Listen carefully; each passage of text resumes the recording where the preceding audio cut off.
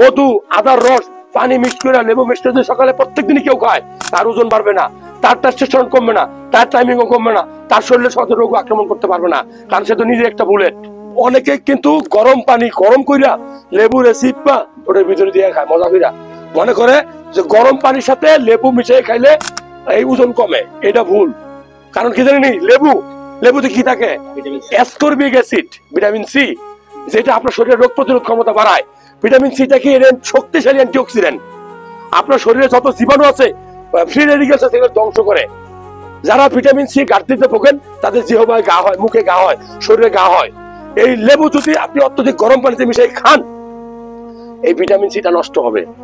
আবার যদি অনেক ঠান্ডা পানিতে মিশিয়ে শরবত করে খান, তাহলে ভিটামিন সি নষ্ট হবে। তাহলে খাবেন কিভাবে? সহজ সিস্টেম, আল্লাহ তাআলা যেটা দিয়েছে সেটাই, নরমাল টেম্পারেচার খাবেন। প্রত্যেকদিন সকালে যদি কোনো মানুষ লেবুর পানি, আদার রস, মধু একসাথে মিক্স করে খায়, ওই পুরুষ মানুষ তো দুর্বল হওয়ার কথা না, ওই পুরুষ মানুষের শরীরে তো হরমোন কমার কথা না, ওই পুরুষ মানুষের শরীরে তো আগ্রহ কমার কথা না, ইচ্ছা শক্তি নষ্ট হওয়ার কথা না। কারণ কি? লেবুতে থাকে ভিটামিন সি, রোগ প্রতিরোধ ক্ষমতা বাড়াবে, এটা শক্তিশালী অ্যান্টিঅক্সিডেন্ট। আদাতে থাকে কি? আপনার টেস্টোস্টেরন লেভেল বাড়াবে। আদা কিন্তু আমাদের হজম শক্তিও বাড়ায়। আপনারা কি আমার কথা বুঝতে পারছেন? আর মধু হচ্ছে একটা রঙিন খাবার, এটা শক্তিশালী অ্যান্টিঅক্সিডেন্ট। মধু হলো ন্যাচারাল অ্যান্টিঅক্সিডেন্ট। আমরা বাজার থেকে অনেক অ্যান্টিঅক্সিডেন্ট ট্যাবলেট কিনে খাই, যেমন রেক্স স্কয়ারের, দেখবেন কি পরিমাণ বিক্রি হয়। কে? আপনি মধু খান।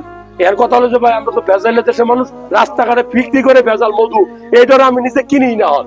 তবে ন্যাচারাল সোর্স থেকে মধু পাইলে, মধু, আদার রস, পানি মিক্স করে, লেবু মিক্স করে সকালে প্রত্যেকদিনই কেউ খায়, তার ওজন বাড়বে না, তার টেস্টোস্টেরন কমবে না, তার টাইমিংও কমবে না, তার শরীরে শত রোগ আক্রমণ করতে পারবে না, কারণ সে তো নিজে একটা বুলেট। কিন্তু আমরা কি খাই? আমরা খাই না। এই যে আপনাদের সাথে কথাগুলো বললাম, আপনাদের সময় নষ্ট করলাম, তবে আমি মনে করি এই কথাগুলো আমরা কইয়াই এই যে আমার জনপ্রিয়তা আসছে, আল্লাহ নিয়ে আসছে আমাদেরকে একটা জায়গায়। তবে ডাক্তার হিসেবে প্রত্যেকটা ডাক্তারের তার এই সকল কথাগুলো বলা উচিত।